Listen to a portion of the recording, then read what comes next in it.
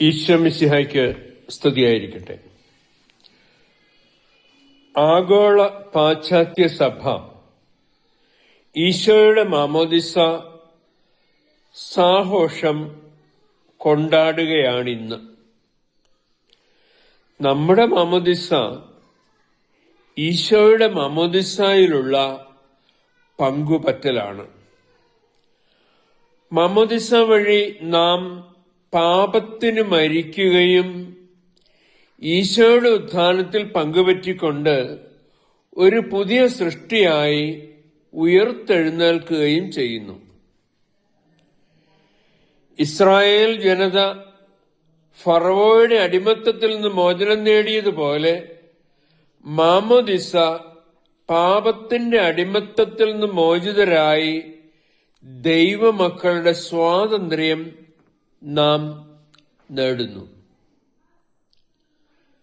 കത്തോലിക്കാ സഭയുടെ മതബോധന ഗ്രന്ഥം 1257 പഠിപ്പിക്കുന്നത് മാമോദിസായിലൂടെ അല്ലാതെ രക്ഷയില്ലെന്നാണ്.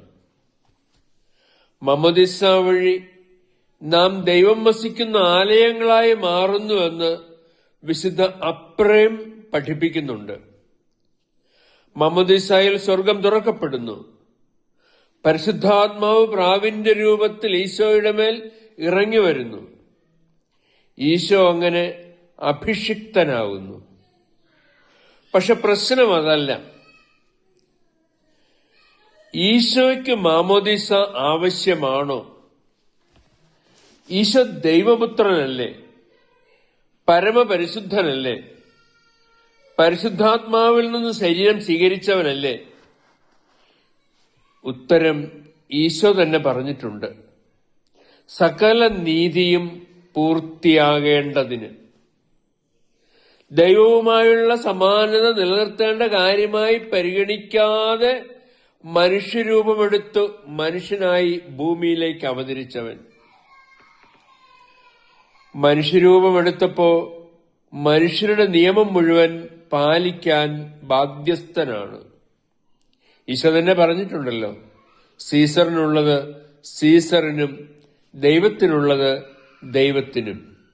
അപ്പൊ മനുഷ്യനായപ്പോ ആ മനുഷ്യന്റെ നിയമങ്ങളെല്ലാം അനുസരിക്കുന്നു. ശിഷ്യന്മാരുടെ പാദങ്ങൾ മാത്രം എളിമപ്പെടുന്ന ഈശോ